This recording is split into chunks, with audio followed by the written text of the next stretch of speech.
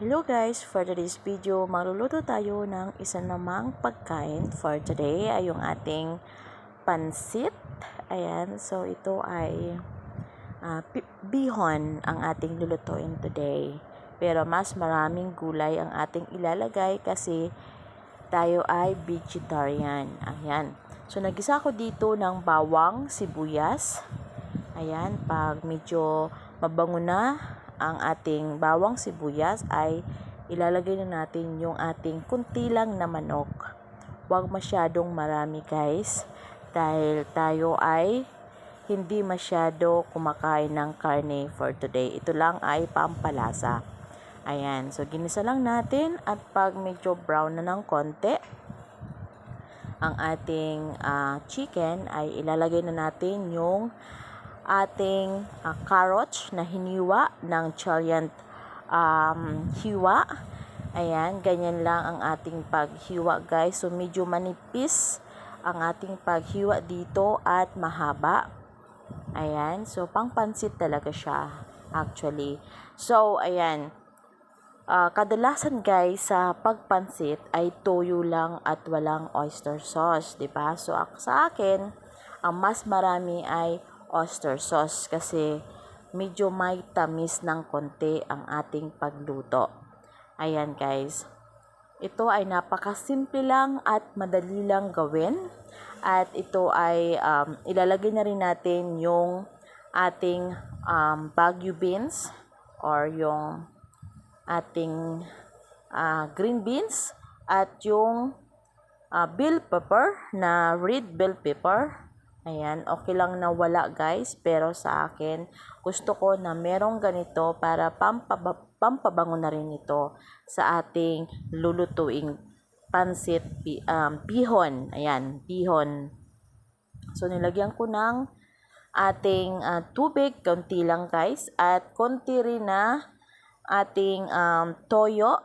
Ayan, yung toyo ko talaga guys is konti lang. Ayan, so pag okay na to at luto na, aalisin muna natin. Ayan, pero hindi pa to tapos guys.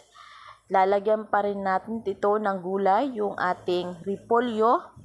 Ayan, ang ginamit ko dito is kalahati lang na repolyo ang ginamit ko dito guys. At yung ating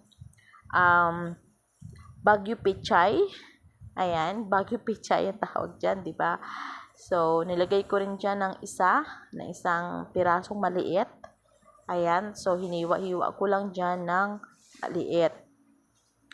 At gagaya ng sinabi ko guys, mas marami ang ating gulay sa ating niluluto kasi vegetarian tayo for today. Ayan, for today. Ayan guys, so kailangan takpan muna natin para ito ay maluto. Ayan, after 5 minutes, kumulo na ito guys at nilagyan natin ng kalahating pork cubes, pampalasa rin. At dahil may chicken na, so nilagyan ko rin ng pork cubes. Ayan, so pag ito ay luto na, aalisin muna natin. Tapos, lulutuin naman natin yung noodles or yung ating bihon. Ayan, so ito ay anuhin lang natin, mikos-mikos lang natin yan guys. So syempre, huwag kalimutan tikman para malaman natin kung ano ang lasa at may kulang pa, dagdagan natin. At ito ay okay na at alisin muna natin sa ating kawali. Ayan.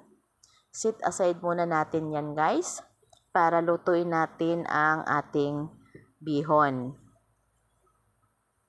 Ayan, so huwag kalimutan na ang gulay ay huwag overcook.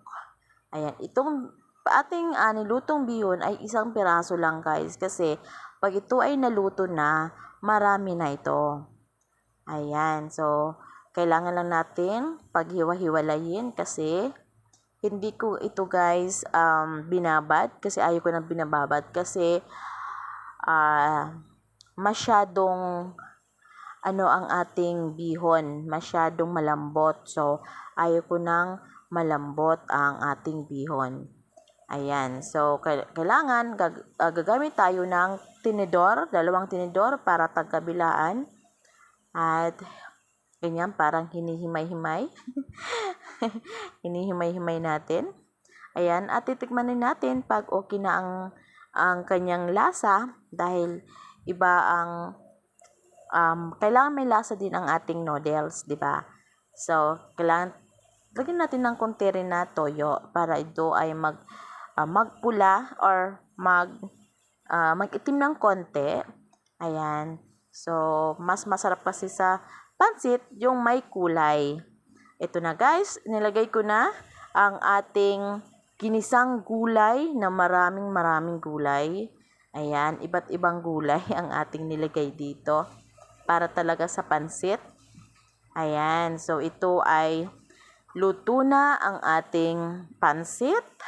Ayan, halu-haluin lang natin hanggang sa mawala ang tubig. Ayan guys.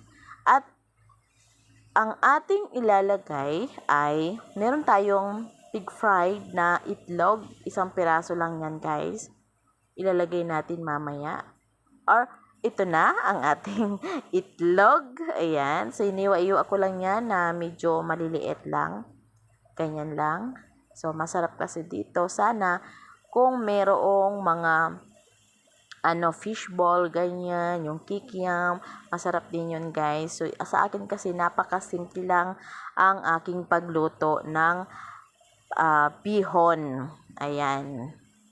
So, pansit bihon. Hindi naman siya pansit, bihon talaga ito guys. So, ito na guys. Thank you for watching. Bye! Yummy, yummy. Let's eat!